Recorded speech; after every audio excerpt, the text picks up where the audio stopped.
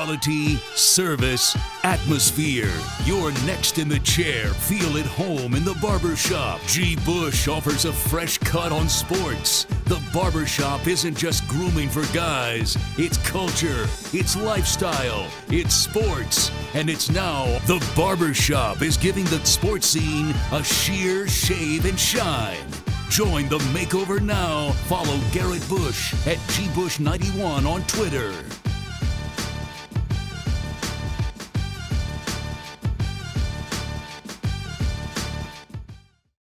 What's up, man? It's your boy G Bush back with you again. Another episode of the Barbershop. Cleveland Browns, Houston Texans.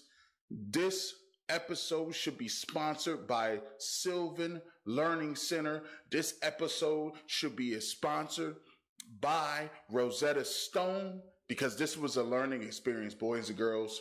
We learned a lot today, and the Cleveland Browns learned a whole lot about themselves, about what winning football is, and what about they need to get better to reach that next tier level. It's levels to this thing. I say it all the time. And I'll shout out to the Houston Texans, man. Shout out to the Houston Texans. Shout out to Romeo Crennel for what they did coming into this football game. And I'll tell you something about Romeo Crennel and the Houston Texans. On defense, they fly all over the place. I don't know if they're good enough on offense to still consistently be one of those top tier teams. I don't know if they're good enough to beat some of the Chargers of the world and some of the Steelers of the world with those high flying offenses. But I'll tell you what, defensively, they're a good team. Defensively, they're Whitney Merciless, Jadeveon Clowney, J.J. Watt. I was really impressed with the Honey Badger. And this Neal kid that got at safety, I like what he's bringing to the table as well. I like what he has going on back there. They got a nice 1-2 punch at safety. They don't play the traditional strong and free safety thing. They got a bunch of positionless players in that secondary. They jump routes. Cunningham is nice at linebacker. And they forced Baker Mayfield into a lot of throws that he didn't want to throw today. A lot of throws. He was confused. Baker looked like a rookie today. Baker was confused in a lot of throws in the second half, man. And you look at that first half, man. Baker was throwing a lot of balls. He was seeing smoke and mirrors. He was seeing smoke and mirrors. Justin Timberlake. Reflection in the mirror. I'm telling you what. When Romeo Crennel had a hell of a game plan. It looked like the Houston Texans were 2 to 3 steps faster than the Cleveland Browns earlier today. And I'll commend them for what they did coming out in that ball game and still being able to consistently get that pressure on. Also, big learning experience for Freddie Kitchens. I thought Freddie Kitchens got away from his game plan today. He looked like a rookie play caller today. I think one of the things that he needed to do today was to come out and consistently keep to the running game. I think he got a little pass happy. I think he came out and tried to run that play action game. He got a little pass happy in the first 2 quarters in the first half, and you see what happened. Baker Mayfield threw 3 interceptions. I think he needed to consistently keep running the ball with Nick Chubb. He needed to stay behind and ahead of those sticks. And I think one of the things that really upset the game plan early was he did not stick to his guns. One of the things that Houston Texans did is consistently run the football. Nope, we're going to stick to what we do. Deshaun Watson, when he was throwing the ball, he was consistently throwing what the Texans do. Dink, dunk, 3rd and 7, DeAndre Hopkins. 3rd and 8, we're going to run our screen game. But they consistently kept the chains moving, kept moving around, kept running their outside zone plays, kept running that ball. Lamar Miller kept running that ball. Alfred Blue coming in, running the ball. And guess what? They consistently pounded it out. The one thing that I want to say moving forward for the Houston Texans is, now when you guys are going up against your elite players, when you guys go up against the elite of the elite, we're talking about your Patriots. We're talking about your Kansas City Chiefs. We're talking about the Chargers. We're talking about the Steelers. We're talking about the big boys, guys who are legitimate playoff contenders in the AFC. One thing that the critique that I have in the game, you guys can't keep putting 3 on the board. Today was an example of a team like Cleveland. You guys got those 3 points that you're putting on the board. You're kicking it a tremendous job of knocking those through today. But Threes ain't going to get it done. Threes company. And this ain't Jack Tripper. Listen, you're not gonna go listen. That's not going to get it done in the winter. Whether you're going on the road and it's 12 degrees in Foxborough or Gillette Stadium, or you looking to outscore a Kansas City Chiefs team in Arrowhead, that's not going to get it done. You're going to have to do more than kick field goals. So some of those touchdowns, some of those possessions in the red zone, you're going to have to convert those. You're going to have to convert those, Deshaun Watson, and they're going to load that box, and they're going to make you make those big-time throws. They're going to make you make those throws. So that's something that you got to look at in terms of Deshaun Watson making throws with the Houston Texans. But as far as I'm concerned, that's my only critique for them today. The Houston Texans came out today and did a tremendous job. They thoroughly won this game. No debating. None. This was a bar game. If you listen to the radio show, I do the pregame show, 8 to 11, Browns pregame show. I said this is a measurement game. This is a measuring stick game to see where we were at as far as what we're going to do. Baker Mayfield, we're going to see what you got going against Deshaun Watson. We're going to see what Jadeveon Clowney and J.J. Watt versus our guys on the other side, Emmanuel Ogbah and Myles Garrett. We're going to see what we got coming up. Hey, Peppers, you were outplayed today.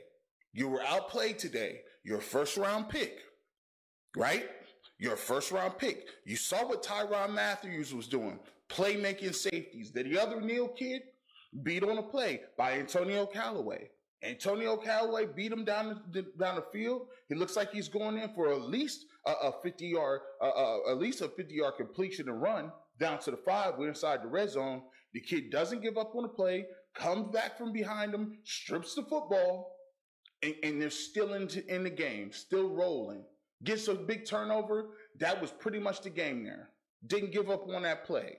Those are the pop plays. Those are the game-type plays, changing plays that good teams make, that playoff teams make, that the Cleveland Browns did not make today.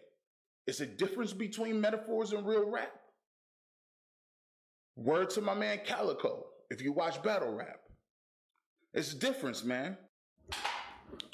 We also saw today talent differences. We saw differences in levels, tier levels. When you're able to take Jadeveon Clowney out of the game and bring Whitney Merciless in and rush on the edge against Greg Robinson and cause a huge penalty on a touchdown that had to be called back on Antonio Callaway on the bomb, that's huge. Huge play. Huge play that was called back. And that's another thing that the Browns are lacking. Depth at all the positions.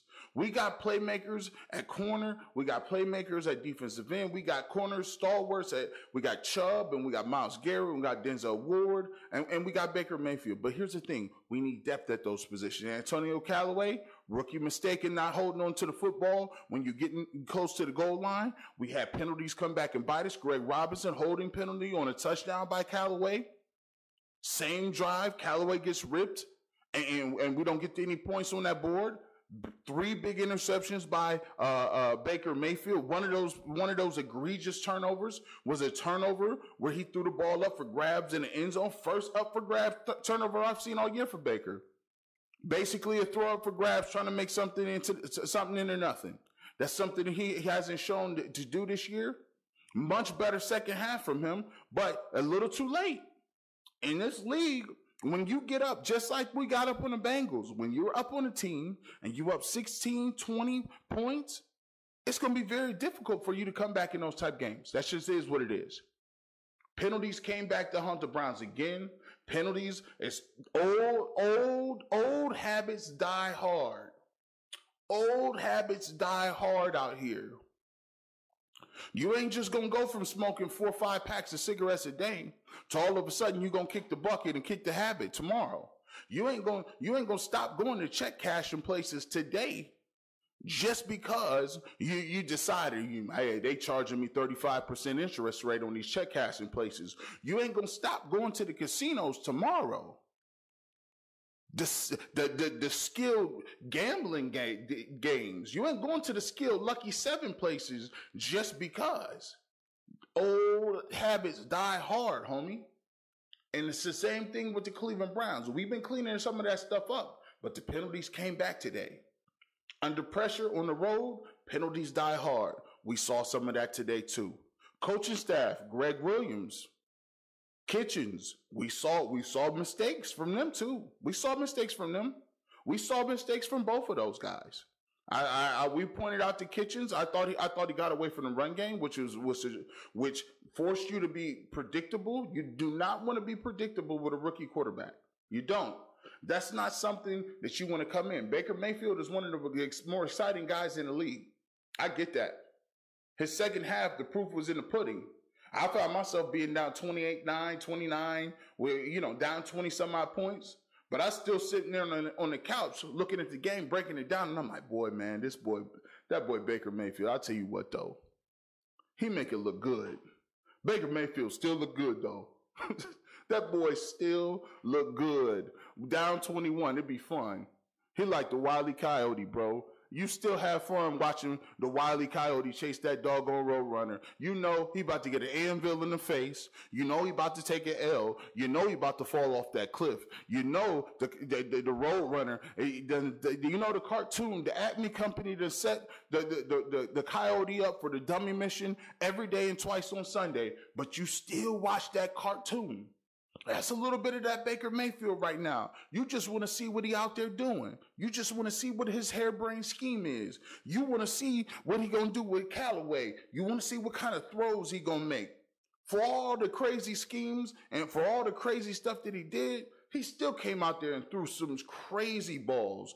Put some balls in places I didn't think he could get. Got away from some rushes of J.J. Watt and Clowney that I didn't think he could get away from. All in all, put some crazy numbers up in the second half and never gave up. Put his hands around people, grabbed them up, put their arm around them, especially when Callaway fumbled the rock on the 5. He came and said, wait, listen, cool. Don't worry about it. We get that later. Things like that, man, give me encouragement to keep watching the games, and it's wildly entertaining because I always tell myself, listen, this year one. Wait till you get some draft picks under your belt.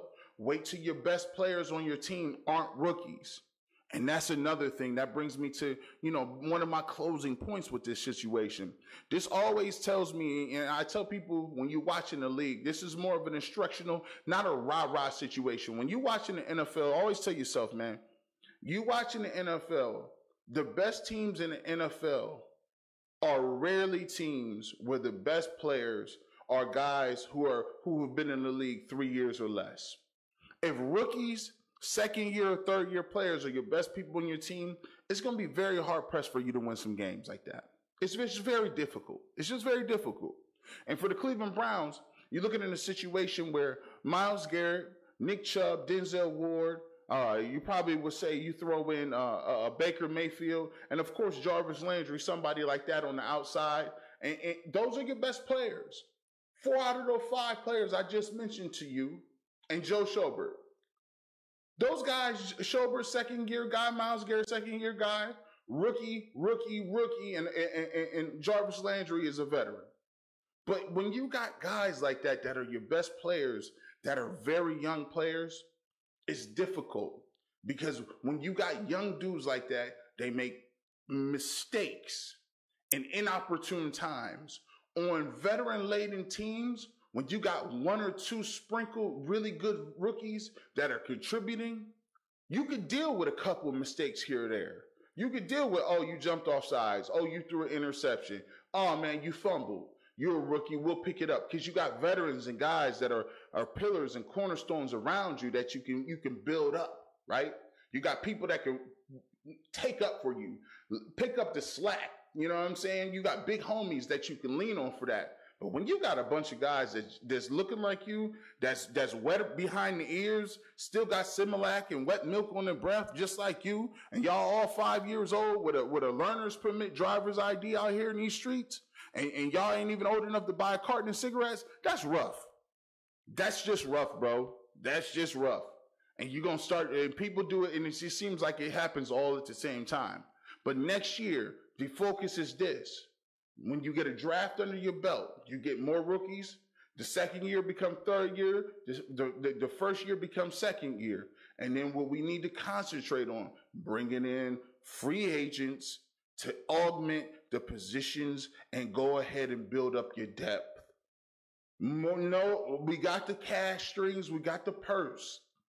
Bring in solid veterans on that defensive front so we can spell Myles Garrett. We need another defensive tackle. We need another linebacker. We need another safety. We need a couple more corners. And oh, God almighty, if there's anything that you definitely need, and it's obvious when you watch the Cleveland Browns, is you need a big time, big body, go get it. I need to shut you down in the red zone, big homie receiver. That's not going to be a knucklehead. That's not going to be in jail. That's not going to be on the commissioner's exempt list. That's not going to be in the street. We need a bona fide number one receiver. We got some nice guys that work underneath. We need a bona fide receiver number one. As always in the barbershop, we're going to keep it locked. We're going to get it in. Home game next week. Keep it locked. Check me out, 11-3. 11-3 in the barbershop. I'll get a link in the description. You can check me out streaming live on the radio.com app. I'm going to work it, and we're going to work something out. If you missed the show, 11-3, you can check me out on the radio.com app. Also, man, check me out, Browns pregame show, 8 to 11 next week. We'll do that again. We'll do another one, and we're going to keep that live. Coming up also, we got the clothing coming, man. It's been a blessing. We got the clothing coming out. We're going to give some pieces of gear away. Please subscribe to the channel. For those who subscribe, we got some interesting stuff coming out. We're going to give the gear away. I believe in giving it away first for the people that really supported it from day one. As always, hit that like, hit that subscribes. Stop being stingy. Ain't nobody giving it up like me. Thank you. I appreciate you, and we'll see you same place, same time next week. You know what it is. It's the barbershop. You've been locked in with G. Bush in the Barbershop. Feel free to take a look at some of our other videos linked here, and also subscribe to our channel so you never miss any of our updated content coming out regularly. Thanks again for listening.